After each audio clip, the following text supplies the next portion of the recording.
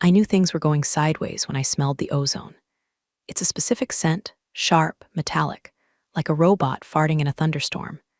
And in my line of work, it means some idiot is trying to push a 1950s grid into a 2025 energy load. I was knee-deep in the sub-basement of the monolithic brick beast I call the foundry, rewiring a junction box that looked like it had survived a nuclear winter when the vibration started. Not the good kind. This was the bass-heavy thrum of terrible EDM music vibrating through the cast-iron pipes, shaking the rust loose and dusting my coffee with tetanus. My name is Rebecca. On paper, I'm the owner and principal operator of a sprawling, retrofitted industrial complex in the gritty heart of the district. To the city, I'm a tax bracket. To the utility companies, I'm a lethal headache who knows more about amperage than their senior engineers. But to the tenants, usually keep that vague. I like the shadows. I like the grease. I like knowing that when a breaker trips, I'm the one holding the screwdriver, not some helpless suit waiting for a service call. Quick side note before I get into the carnage. If you guys enjoy listening arrogant tech bros get dismantled by industrial machinery and contract law, maybe smash subscribe button or drop a like. It keeps the caffeine flowing and the rage focused. All right, back to the grime. So there I was, wiping grease off my forehead with a rag that was 90% oil and 10% regret, when I heard the freight elevator ding. This elevator is older than my ex-husband's excuses. It groans. It complains. It shouldn't be used for anything other than hauling pallets of solar inverters. But out steps him. Let's call him Jason. Jason looked like he was manufactured in a lab funded by Daddy's hedge fund. Was wearing a t-shirt that cost more than my first car, distressed jeans that looked like they'd lost a fight with a lawnmower, and pristine white sneakers that had never touched actual dirt. He was flanked by two clones, guys named Tyler or Braden, holding lukewarm lattes and looking at the exposed piping like they were in a zoo for poor people. Jason didn't just walk, he strutted. He was the new sublet in Suite 404. The original tenant, nice graphic design firm that paid on time and never flushed paper towels, had subleased the space to Jason's disruptive startup without vetting him properly. I hadn't met him yet. I had just seen the paperwork, quantum synergy or blockchain smoothie or some other buzzword salad that meant they burned cash and produced nothing but noise complaints. I stepped out of the utility alcove, wiping my hands. I was wearing my favorite coveralls, Carhartt, stained with 3 decades of hydraulic fluid and coffee. My hair was pulled back in a messy bun held together by a zip tie. Don't judge. It holds better than elastic. Yo, Jason barked, his voice echoing off the concrete. He wasn't looking at me, he was looking through me. He was looking for a servant. I paused, leaning against a support pillar that was thick enough to stop a tank. Can I help you? I asked. My voice is gravelly, comes from years of shouting over generators and smoking cigarettes when I was young and stupid. He turned, scanning me up and down with a look of mild disgust. It was the look you give a trash can that's slightly too full. Yeah, where's the freight access? We got a shipment of ergonomic pods coming in. The loading dock is locked. The loading dock is locked because it's 6:00 p.m. on a Friday, I said, keeping my face neutral. Deliveries need to be scheduled 24 hours in advance. It's in the building bylaws, he laughed. It was a dry, hollow sound like shaking a box of uncooked pasta. Bylaws? Look, lady, we're subletting the penthouse suite. We don't do schedules, we disrupt. Just open the door. He snapped his fingers. Actually snapped them. At me. The sound triggered a primal rage deep in my lizard brain, kind usually reserved for people who drive slow in the left lane or chew with their mouths open. I don't have the keys on me, I lied. I had the master key, a heavy brass skeleton key that could open the gates of hell if I turned it right, hanging on my hip. Ugh, useless, he muttered to one of the clones. This is what happens when you rent in these up-and-coming gentrified dumps.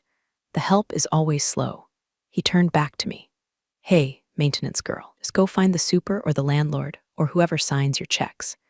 Tell them Jason from Omnistream is here, and I don't wait for doors. Maintenance girl. I felt a smile twitch at the corner of my mouth. It wasn't a nice smile. It was the smile of a shark spotting a swimmer with a cramp. He thought I was the janitor. He thought I was the hired help. He had absolutely no idea that he was standing on concrete I poured, under lights I wired, talking to the woman who owned the very air he was currently wasting. I'll see what I can do, I said, my voice dropping an octave into pure, unfiltered sarcasm. Yeah, you do that, he said, turning his back on me to take a selfie with a rusty pipe. Hashtag industrial chic, hashtag hustle culture, he mumbled as he typed. I walked away. I didn't walk to the loading dock. I walked to the server room. I checked the logs. Jason's company had been in the building for 6 hours. That time, they had triggered 2 fire door alarms, propped open a security gate, and now, judging by the smell, were trying to plug a server rack into a standard 110V outlet. I watched him on the monitors from my office, a soundproof bunker hidden behind the boiler room. He was kicking the loading dock door now. Disrupt this, I whispered, and I went home for the weekend. I didn't unlock the door. Thing people don't understand about commercial buildings is that they breathe. They have lungs, HVAC handlers, veins, copper wiring, and a brain, the building management system. And I am the neurosurgeon. My weekend was supposed to be peaceful. I had a bottle of Merlot that cost more than Jason's shoes and a stack of trade magazines about photovoltaic efficiency. But my phone kept vibrating. Not with texts, but with alerts from the BMS app. Alert Zone 4 Penthouse Sublet Power Load Critical. Alert Zone 4 Noise Decibel Breach. Alert Zone 4 HVAC Compressor Overload. Jason wasn't just moving in, he was colonizing. I opened the app. The Foundry is a smart building, disguised as a dumb one. I spent 10 years retrofitting it with sensors that measure everything from humidity to CO2 levels. I can tell when a tenant is brewing coffee. I can tell when their stressed temperature goes up. Right now, I could tell Jason was throwing a party. It was Saturday night. The logs showed a spike in energy consumption that looked like a heart attack on an EKG. They had plugged in something massive, probably a sound system that belonged in a stadium, or maybe a crypto mining rig disguised as an espresso machine. I tapped into the security feed. The camera in the 4th floor hallway showed a conga line of influencers, girls in dresses that defied physics and guys in vests that defied good taste, waiting to get into suite 404. Jason was at the door, holding a red cup, looking like the king of a very small, very loud hill. He had duct taped the fire door open. I took a sip of wine. This was a violation of Lease Clause 14, B. Fire Safety, and Clause 9, A. Noise Ordinances. But I wasn't going to call the cops. That's too easy. That's too Karen. Prefer to let the building do the talking. I accessed the HVAC controls for Zone 4. You like it hot, Jason? I muttered. Let's see how your hair gel holds up against a tropical climate. I didn't turn the heat on. That would be obvious. Instead, I disabled the cooling compressors for his zone and adjusted the humidity set point to Amazon rainforest. In a room packed with 50 bodies dancing and drinking, the temperature would naturally rise. Without the AC to strip the moisture, it would become a swamp within 20 minutes. I watched on the monitor. It was subtle at first. People stopped jumping. Then the fanning started. Expensive menus were waved in front of sweaty faces. Jason was running around, yelling at a thermostat on the wall. He was jamming his finger into the plastic casing like it owed him money. Joke's on him. That thermostat is a dummy unit. Installed it purely for the psychological comfort of tenants who think they have control. Real control happens on my iPad, 3 miles away while I'm wearing fuzzy socks. My phone rang. It was the emergency maintenance line. I let it go to voicemail. 10 minutes later, a voicemail popped up. It was Jason. Yeah, this is Jason from Omnistream. The AC is broken. We're dying up here. Fix it.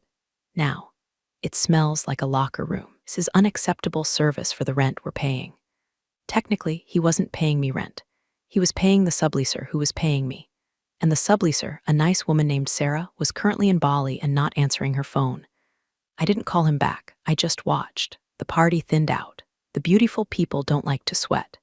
They started drifting toward the exit, their makeup melting, their enthusiasm wilting like lettuce in a sauna.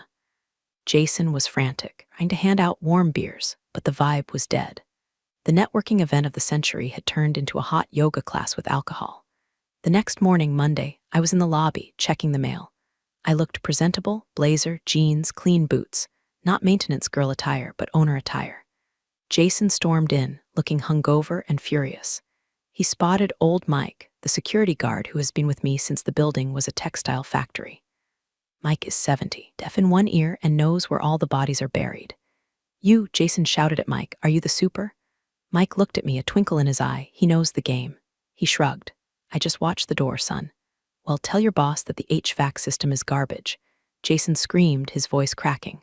My launch party was a disaster. Who runs this place, a slumlord? I cleared my throat. Is there a problem? I asked, stepping forward. Jason spun around. He narrowed his eyes, recognized me, but he couldn't place it. The jumpsuit was gone, the hair was down. To him, faces of service workers don't register. Yeah, there's a problem, he sneered. The building is falling apart, and wait. Didn't I tell you to fix the loading dock door on Friday? He squinted. The recognition landed. Oh my God, you're the cleaning lady I saw in the basement. My blood pressure spiked, but my face remained stone. I'm not the cleaning lady, I said calmly. Whatever. Maintenance, janitor, same thing. He waved his hand dismissively. Just tell Miss Langley, or whatever the name on the lease is, that I'm docking the rent for the AC failure. He walked past me, bumping my shoulder. Miss Langley, Mike whispered after the elevator doors closed. You want me to ban his fob? No, Mike, I said, smoothing my blazer. He wants a war with the building. I'm going to give him one. But first, I need to check his paperwork. Tuesday morning. Building smelled like burnt popcorn and ego. I was on the 4th floor, standing on a ladder with my head inside a ceiling tile. I wasn't actually fixing anything. I was installing a clandestine localized decibel meter right above Jason's suite entrance. Why? Because data is ammunition, and I was stockpiling. The hallway was busy. It was 10 o'clock a.m., and the other tenants, lawyers, architects, serious people who drink black coffee, were moving about. Jason's door flew open. He emerged with 3 people in suits, investors, I assumed. They looked like sharks in Italian wool. Jason was in pitch mode, waving his arms, talking about disrupting the paradigm of connectivity. And that's why OmniStream needs a space that reflects our raw energy, he was saying. We're taking over this whole floor eventually. The landlord is practically begging us to expand. I snorted. It was involuntary. A loud, sharp sound from the top of the ladder. Jason stopped. He looked up. The sharks looked up. Excuse me, Jason said, his smile tight. I looked down, a screwdriver in my hand, just clearing my throat. Don't mind the dust. He stared at me. The connection clicked. The maintenance girl from Friday, the cleaning lady from Monday. Now the annoyance on a ladder. You again, he sighed, performing exasperation for his audience. Guys, this is what I'm talking about. Infrastructure here is vintage. We're constantly having to ride the staff to keep things running. He looked at me, his eyes cold. Hey, while you're up there, fix the light in the conference room. It's flickering. It's giving me a migraine. I climbed down slowly. I folded the ladder. I wiped my hands on my pants. I don't change light bulbs in tenant suites, I said, my voice flat. That's your responsibility. Read your lease. Clause 5, Section C, Interior Maintenance. Air in the hallway changed. It got heavy. You don't talk back to the talent in Jason's world. He stepped closer, invading my personal space. I could smell the stale coffee and the mints he used to cover it up. Excuse me, he hissed, low enough so the investors couldn't hear the menace, but loud enough for me. I don't think you understand how this works.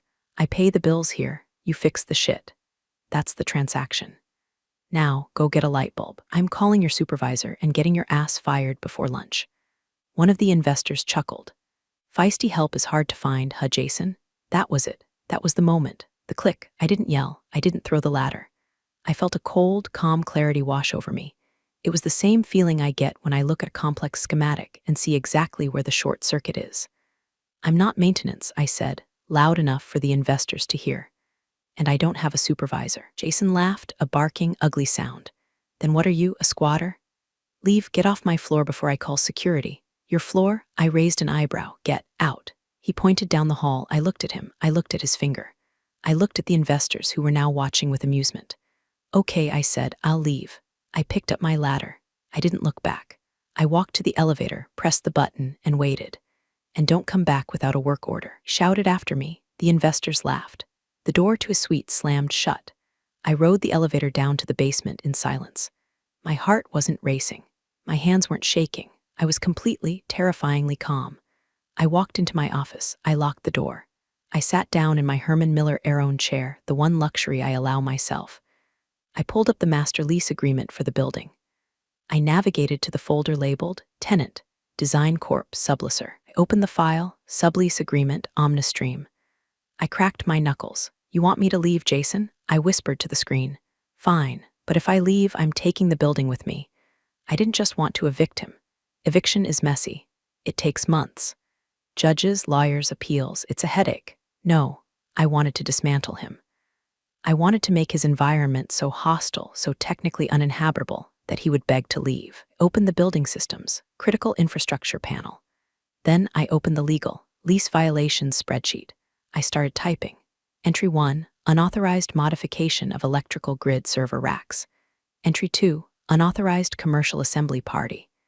Entry 3, verbal harassment of building owner, recorded on hallway cam 4. He thought he was subletting an office. He didn't realize he was subletting the inside of machine. He just insulted the operator. Time to tighten the screws. There's a special kind of poetry in a commercial lease agreement. Most people see a wall of text, written in the dry, soul-sucking language of lawyers. I see a weapon. I see a schematic of trapdoors and tripwires, waiting for a moron to step on them. I spent Wednesday turning my office into a war room. The walls were covered in blueprints, but my desk was covered in paper. I dug out the original master lease for the graphic design firm that sublet to Jason.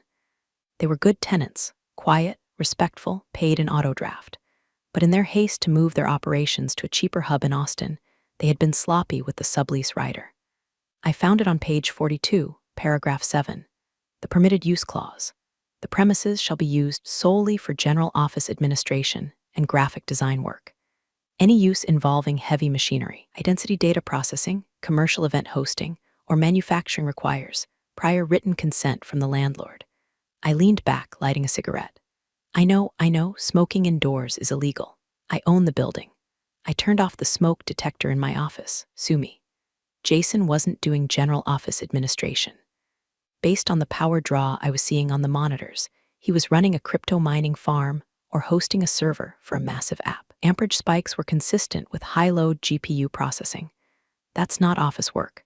That's industrial data processing. And then there were the mixers. My phone pinged. It was an email from the tenant below Jason, a patent law firm. Subject, Elephant Stampede. Message, Rebecca, is there a bowling alley being installed upstairs? The ceiling tiles are shaking dust onto our briefs. Please advise. I checked the security feed. Jason was on the roof. Roof of the foundry is not a terrace. It is a membrane roof covered in gravel, housing 4 massive HVAC chiller units, a nest of solar inverters, and enough pigeon crap to fertilize a farm. It is a strictly authorized personnel-only zone. Jason had dragged a keg up there, and a DJ booth. He was hosting a rooftop VC mixer. I watched the feed. He was leaning against chiller unit #3 like it was a bar counter. Chiller unit #3 is a high-voltage beast that vibrates with enough torque to take your arm off if you touch the wrong belt. And he was balancing a martini on it. Unbelievable, I whispered. I didn't storm up there. That's what he wanted. He wanted the confrontation. He wanted to call me a Karen in front of his friends. Instead, I pulled up the camera logs. I saved the clip of him and his buddies trespassing on a hazardous roof zone. Then I pulled up the utility logs. I cross-referenced the time of his mixer with the energy spike. Then I pulled up the municipal zoning codes. The roof was not zoned for assembly. If the fire marshal saw this, he would fine the building $10,000. But I wasn't going to call the fire marshal. I was going to use the fine as leverage. I started drafting the notice to cure.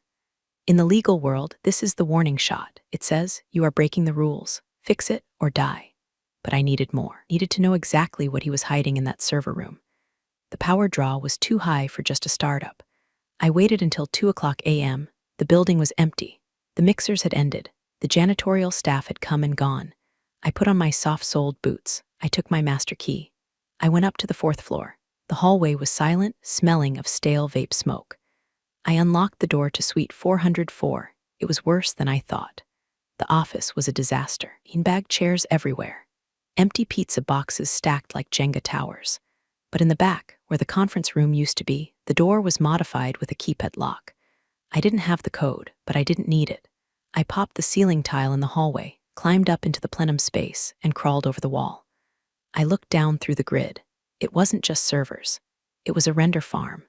Rows and rows of high-end GPUs whirring away in the dark, bathed in red LED light. They were hot. I could feel the heat rising through the tiles. He had tapped into the building's 220V line illegally. I saw the splice, a messy amateur job wrapped in electrical tape that was already melting. He was stealing power, and he was creating a fire hazard that could burn my building to the ground. I took photos, high-resolution, low-light photos. I shimmied back out, replaced the tile, and dusted myself off. Game over. Chad, I whispered. I went back to my office.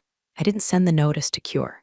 I drafted a new document, notice of sublease termination pending structural review, but legal notices are boring.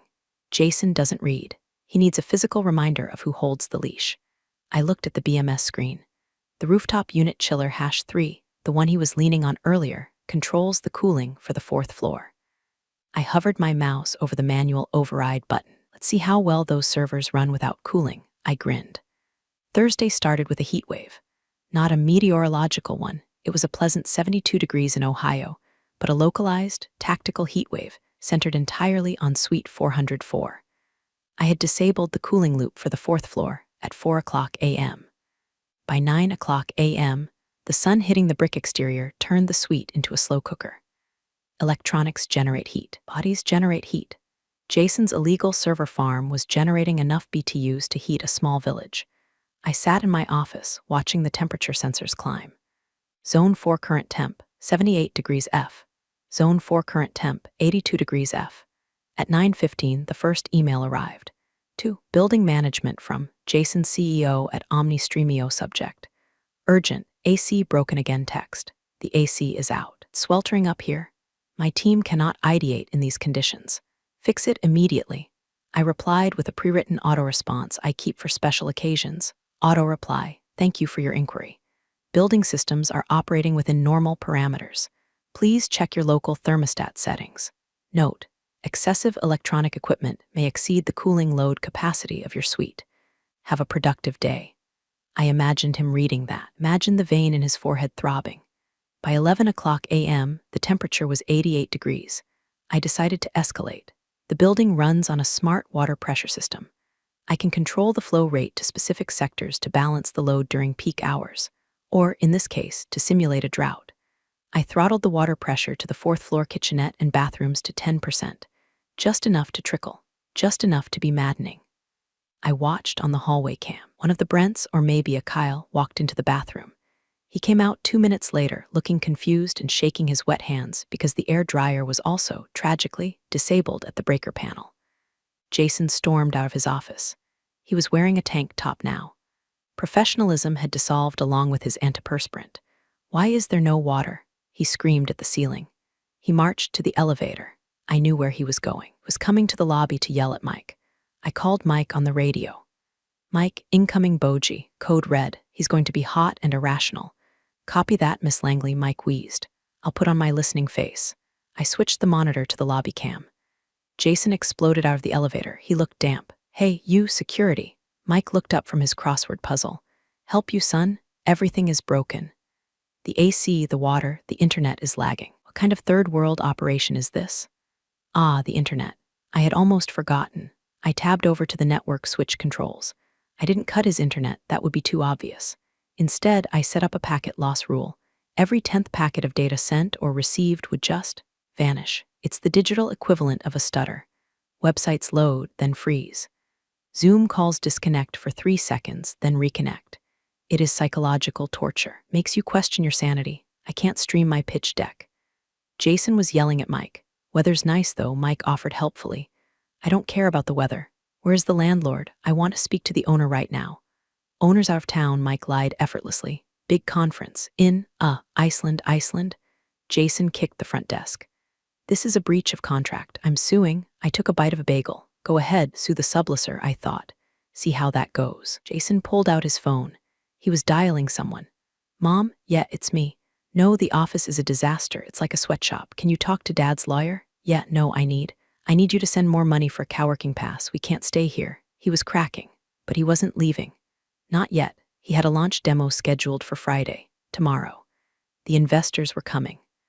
The press, or what passed for press in his circle, mostly TikTok bloggers, were coming. Couldn't move the venue. He was trapped. I checked the logs. He had brought in portable AC units. I saw them on the camera, big, ugly plastic tubes sticking out of the windows. He was trying to fight the building. Cute. Portable ACs draw a lot of power, and his server farm was already pushing the amperage to the limit. I did the math. Servers plus portable ACs plus sound system for the launch was going to exceed the 200 amp breaker capacity for his panel. I didn't need to do anything else. Physics was about to take the wheel, but just to be sure, I drafted the final document, the one I would hand him personally. The stage was set.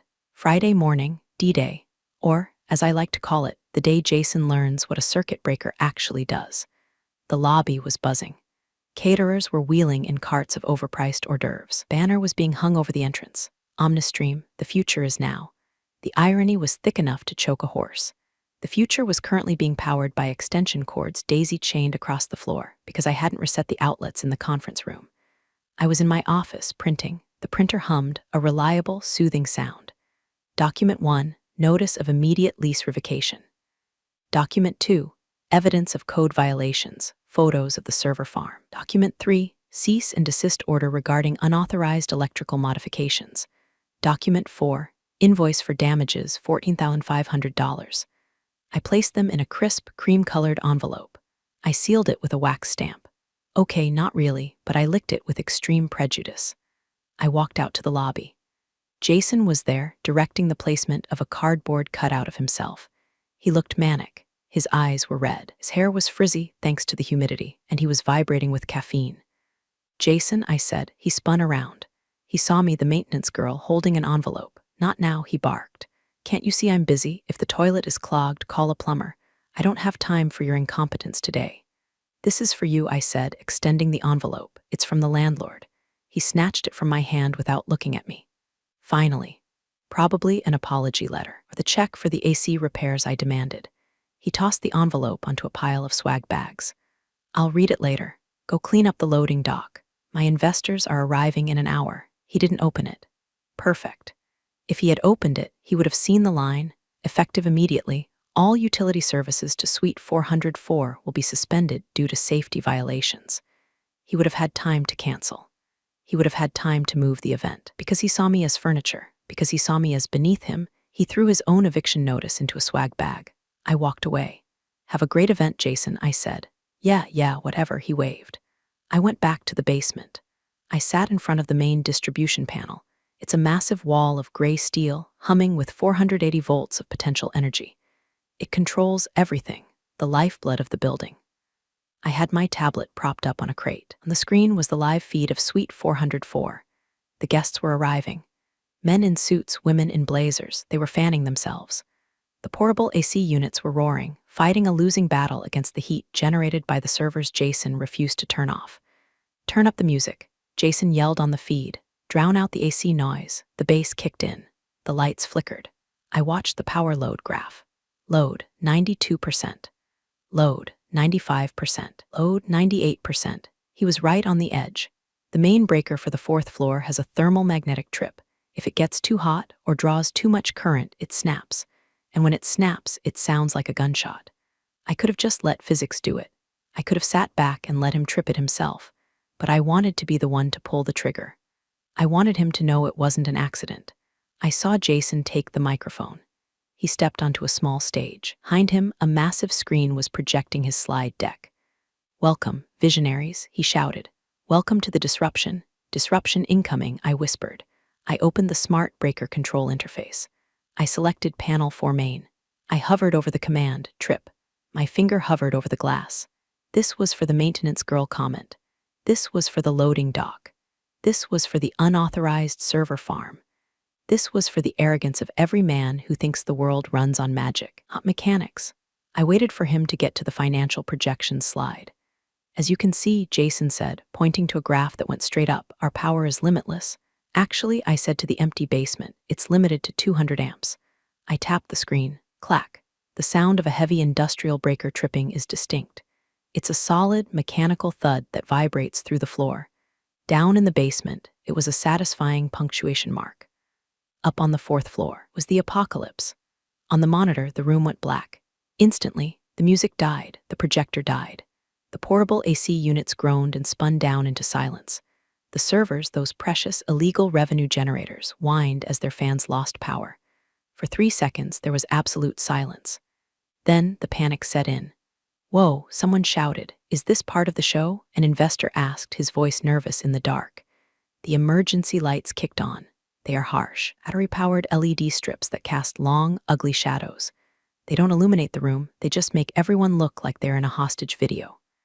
Jason stood on the stage, the microphone dead in his hand. He looked like a ghost. "Stay calm," he shouted, his voice cracking without the amplification.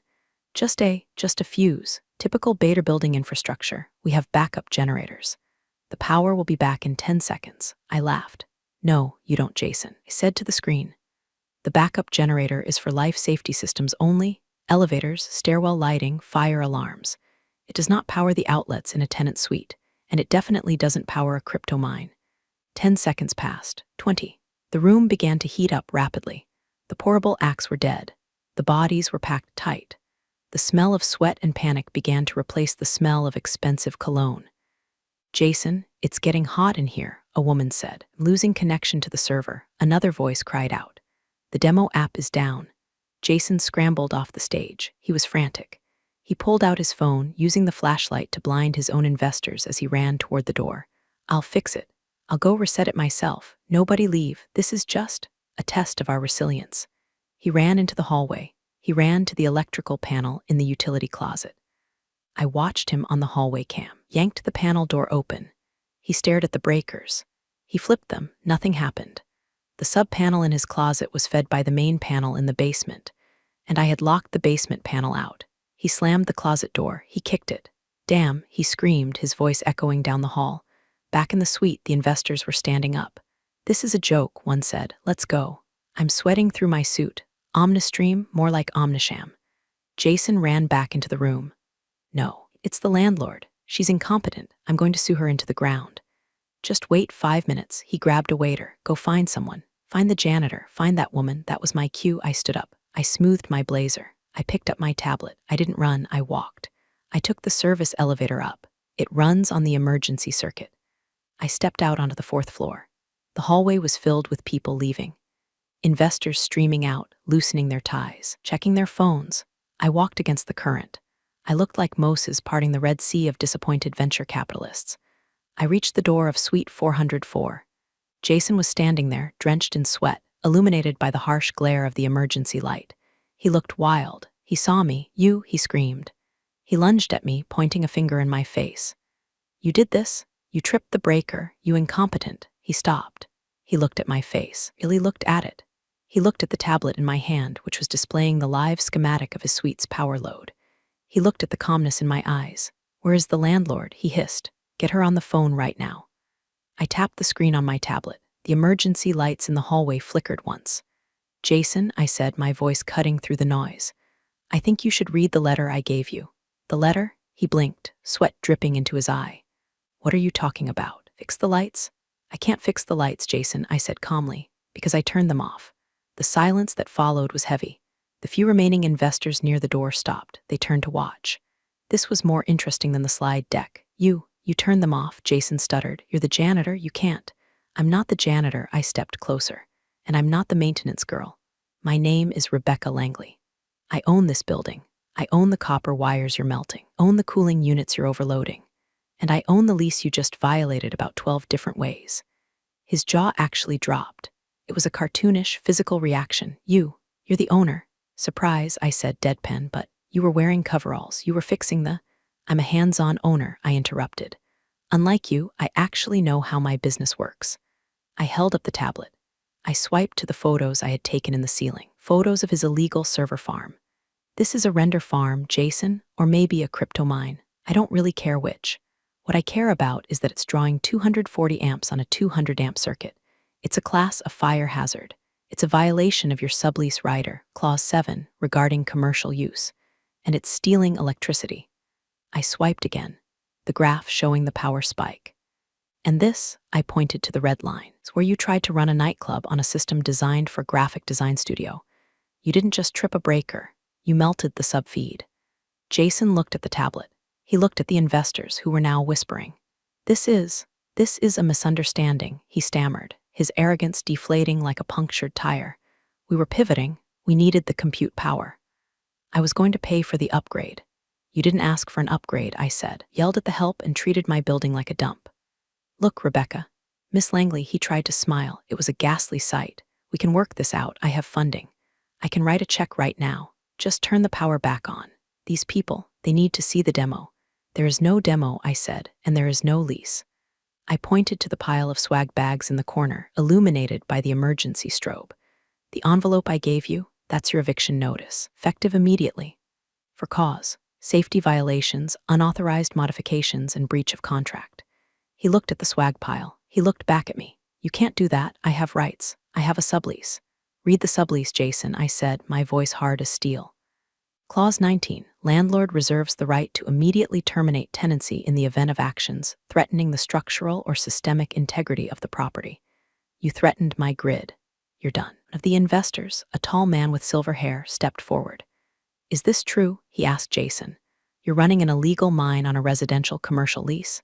No, it's distributed computing. Jason lied. It's a fire hazard, I corrected. And as of 5 minutes ago, I revoked the certificate of occupancy for this suite. You are all technically trespassing in a condemned zone. The silver-haired man looked at Jason with pure disdain. Told us you own the infrastructure. I. Jason stammered. I'm out, the investor said. He walked past Jason without looking back. Don't call me. The others followed. It was a mass exodus. Jason stood alone in the dark, the emergency light buzzing overhead. He looked at me with pure hatred. You ruined me, he whispered. You petty, vindictive. I didn't ruin you, Jason, I said. I just fixed the glitch. The low doubt was pathetic. There's a specific sound to a failed startup moving out in the middle of the night. It's the sound of expensive office chairs bumping against doorframes and hushed arguments about whose dad is going to pay for the U-Haul.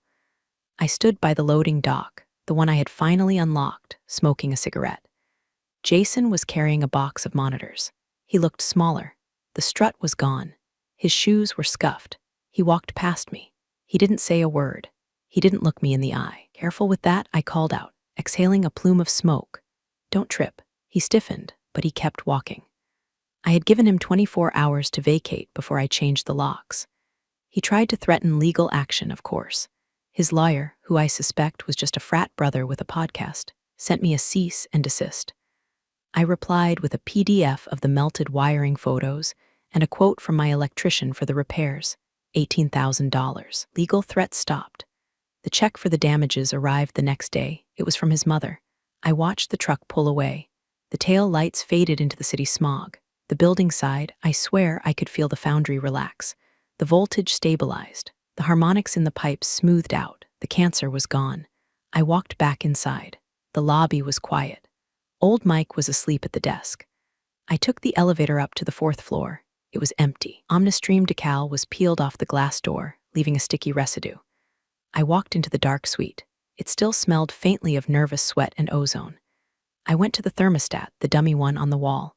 I patted it affectionately. Then I pulled out my phone and opened the BMS app. Zone for status, vacant. System mode, eco-idle. I tapped a button.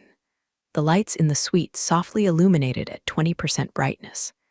The AC hummed to life, a gentle, steady purr, setting the room to a crisp, dry 72 degrees.